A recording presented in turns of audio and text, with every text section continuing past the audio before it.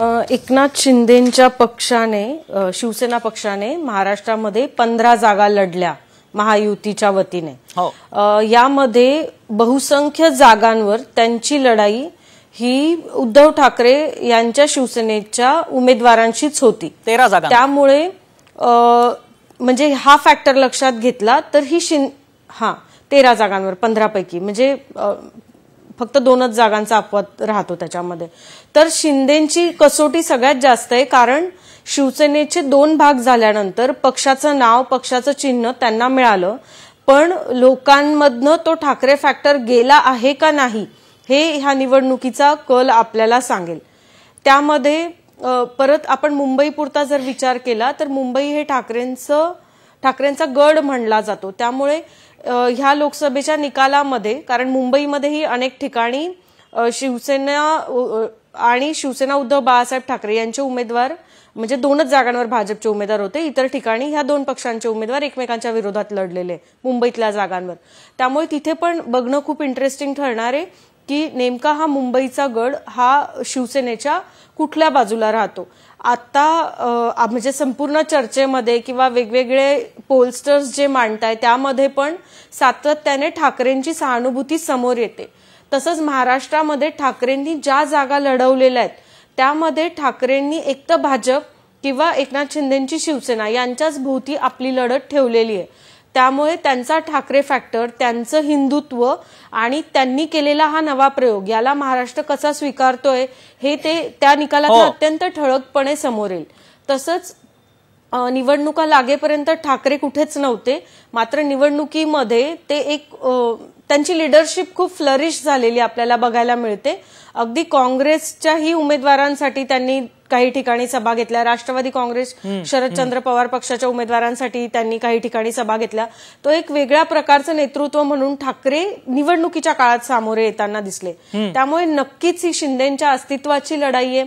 अगदी त्यांचा जो गड आहे ठाणे लोकसभा मतदारसंघ, इथे शिवसेनेचे राजन विचारे, शिवसेना उद्धव ठाकरे बाळासाहेब गटाचे राजन विचारे विरुद्ध नरेश मस्के एकनाथ शिंदे यांच्या बाजूचे, यांच्यामध्ये जी लढत होणार आहे तर आत्ताचे जे काही कल आपल्या समोर येत आहेत, जर उद्धव ठाकरे यांची सहानुभूती आणि हे सगळेच फॅक्टर असे राहिले तर आपला गड तरी आपल्याकडे राहू शकेल का, अशी परिस्थिती अनेक अंदाजांमधून वर्तवली जाते असं आपल्याला दिसतंय। त्यामुळे नक्कीच शिंदेंची कसोटी लागणार आहे ह्या निवडणुकीमध्ये।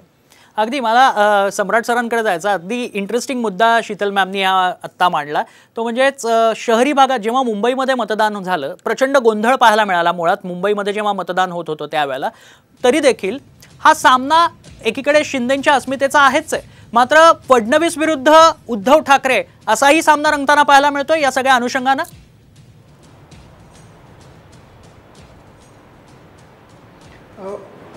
फडणीस ऐकून आहे मला मी प्रश्न तुम्हालाच विचारला की फडणवीस विरुद्ध उद्धव ठाकरे असा हा सामना रंगताना पाहायला मिळतोय या सगळ्या अनुषंगानं। एकीकडे अस्मितेची लढाई आहेच शिंदेंची।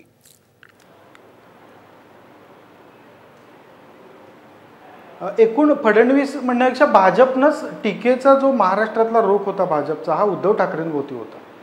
त्यांनी टप्प्याटप्प्यानं जर बघत गेलात तर अगदी सुरुवातीच्या टप्प्यामध्ये जिथं विदर्भामध्ये रामटेक वगळता कुठल्याही ठिकाणी शिवसेना उद्धव बाळासाहेब ठाकरे पक्षाचं अस्तित्व स्ट्रॉंग नाही आहे, अशा ठिकाणी फक्त भाजपनं काँग्रेसला विरोध केला, फडणवीसांनी काँग्रेसला टार्गेट केलं। पण जसं मराठवाड्यापासून कोकणापर्यंत आले तसं प्रत्येक ठिकाणी उद्धव ठाकरेंना टार्गेट केलं आणि पश्चिम महाराष्ट्रात शरद पवारांना केलं, कारण स्वाभाविकपणे हे 2 नैसर्गिक विरोधक असे आहेत की ज्यांना टॅकल करणं भाजपच्या दृष्टीनं सगळ्यात अवघड किचकट बाब होती।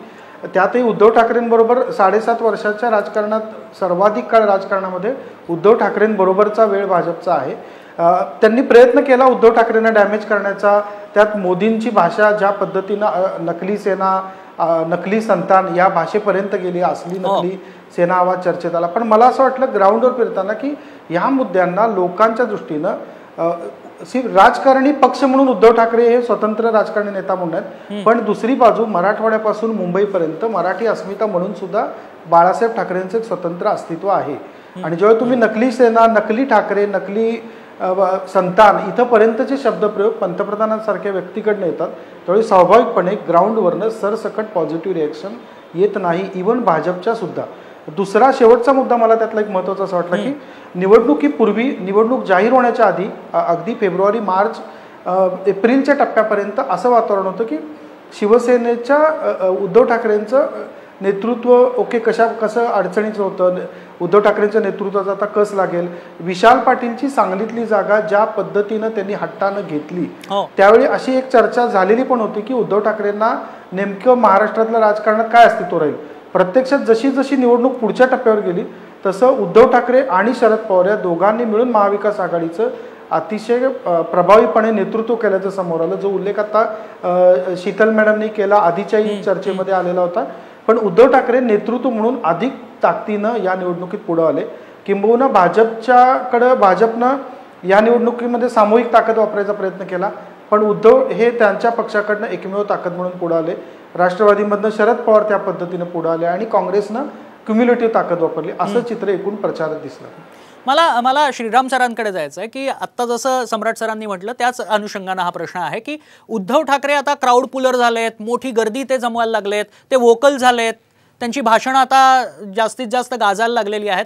अशा स्थितीत जे ऐतिहासिक बंड झालं, न भूतो असं बंड झालं, त्यानंतर येणाऱ्या विधानसभेमध्ये उद्धव ठाकरे कुठे बघता तुम्ही उद्धव ठाकरेंना आणि त्यांच्या पुढचा राजकारणाचा पट कसा असेल?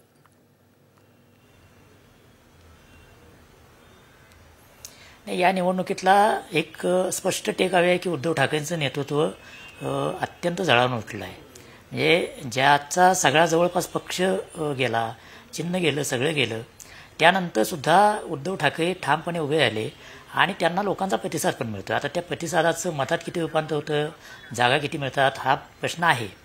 पण त्यांना अन्य पक्षांना पण बोलवावं लागलं. म्हणजे राष्ट्रवादी काँग्रेसचा शरद पवारांचा गट असेल किंवा काँग्रेस असेल, या पक्षाचे सुद्धा प्रचाराची धुरा उद्धव ठाकरेंनी सांभाळली.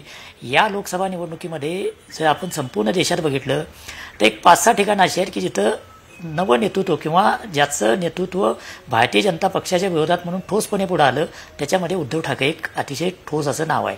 मग तेजस्वी यादव आहेत किंवा सोयन यांच्या पत्नी कल्पना सोयन आहेत की ही अशी नावं आहेत की जे किंवा रेवंत रेड्डी आहेत याच्यातले तेलंगणामधले.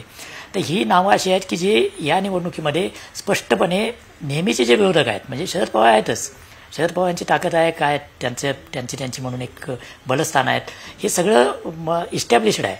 पण आता भाजपचे विरोधक म्हणून महाराष्ट्रात विरोधकातला पहिला कोण असेल तर ते उद्धव ठाकरे आहेत. आणि ते या निवडणुकीनं म्हणजे ज्या प्रकारचा प्रचार झाला आणि ज्या प्रकारे उद्धव ठाकरेंना प्रतिसाद मिळाला त्यातून हे स्पष्ट झालं. आणि हे घडवण्यामध्ये जितका उद्धव ठाकरेंचा त्यांनी केलेलं काम वगैरे याचा परिणाम आहे किंवा ज्या प्रकारे सैनिक वेगवेगळ्या भागामध्ये पेटून उठले त्याचा परिणाम आहे. तसाच भाजपनं त्यांना सातत्यानं टार्गेट केलं, त्यांना नकली ठेवलं, वेगळे जे काही गोष्टी केल्या त्याचा पण परिणाम त्याच्यामध्ये निश्चितपणे आहे. त्यामुळे उद्धव ठाकरे हे या निवडणुकीत महाराष्ट्रापुरते भाजपचे ठोस विरोधक म्हणून समोर आले आहेत.